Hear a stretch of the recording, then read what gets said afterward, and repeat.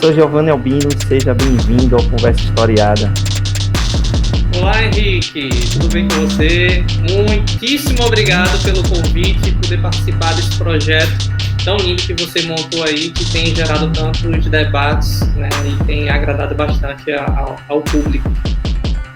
Bom, eu que agradeço, né? Eu e o professor Ezequiel, nós agradecemos muito a sua participação nesse formato do Conversa Historiada, né? E vamos direto à nossa pauta, né? Então, eu queria já lançar uma pergunta para você que, na verdade, é uma curiosidade, mesmo para mim, que também estudo o período colonial como você, que é o seguinte, né?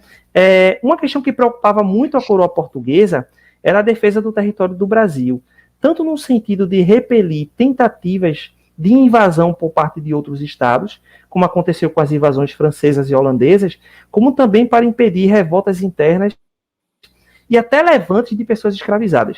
Bom, a minha primeira questão é: quais eram as forças militares presentes no Brasil colonial? Existia apenas um exército português? Então, quando a gente fala sobre os militares, sobre as forças armadas, a gente pode pensar assim por uma perspectiva das tropas que a gente chama de institucionais, ou seja, aquelas que eram comandadas pela coroa portuguesa, efetivamente falando, né? Porque se for para além delas, a gente tem várias outras que eram formadas localmente pelos senhores de engenho, né? Enfim, a gente vai ter uma miríade muito grande, uma pluralidade muito grande de homens armados, vamos dizer assim, durante o período colonial. Mas se a gente pensar na perspectiva da coroa portuguesa, das tropas que ela governava, a gente tinha basicamente três, né, que a gente costuma falar. São as ordenanças, as milícias e o que se chama de tropa regular, de tropa paga, o famoso exército, tá? Então, inicialmente, né, pegando uma história portuguesa, a gente vai ter as ordenanças como sendo as tropas armadas da coroa portuguesa, enfim, as tropas criadas ali no contexto do século XVI e que vem se fortalecer, sobretudo, com Dom Sebastião e aquele contexto de guerra que ele vai ter em Alcácer Quibir, né? Então, ali ele traz uma série de obrigatoriedades para as pessoas que tinham recursos terem suas próprias armas, os seus próprios cavalos, enfim, se armarem para poder atuar junto ao rei.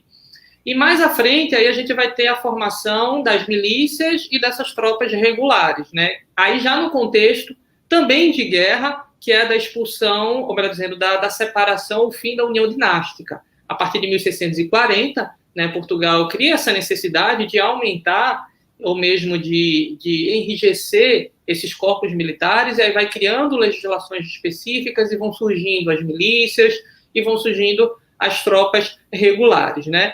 E aí a gente costuma dizer que, sobretudo pós-União Dinástica, a gente tem as ordenanças como sendo a terceira linha, uma última linha de tropa, que, na verdade, em muitos lugares termina sendo muito mais um recenseamento, uma base para o recrutamento, tá? Um levantamento geral da população de pessoas que poderiam ser armadas.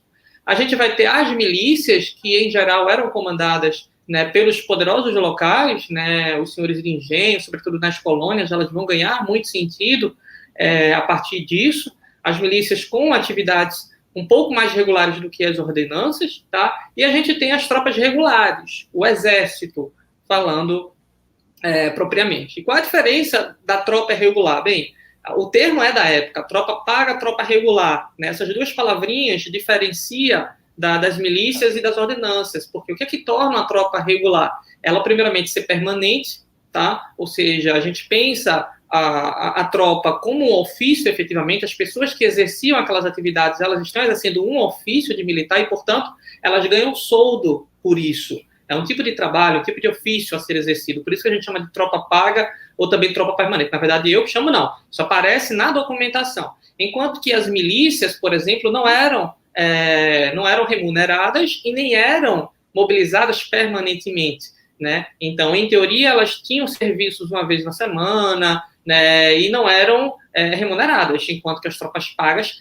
eram. Então, basicamente, a gente separa o exército porque ele era um corpo efetivamente militar, porque havia um grupo de pessoas que se sustentava daquilo por meio do seu respectivo soldo e tinha uma vida efetivamente militar, enquanto que os outros não. Em geral, as milícias, as ordenanças acumulavam as patentes militares com outros serviços locais, né? Então, era muito comum os senhores de engenho, os comerciantes, né, ou mesmo os artífices também terem patentes militares dentro dessas tropas, né, exercendo uma outra atividade para se sustentar, né, já que a tropa não era remunerada, enquanto que o exército não. Então, a gente basicamente separa a partir dessas 3 linhas, né, de forças militares, vamos dizer assim, no período colonial.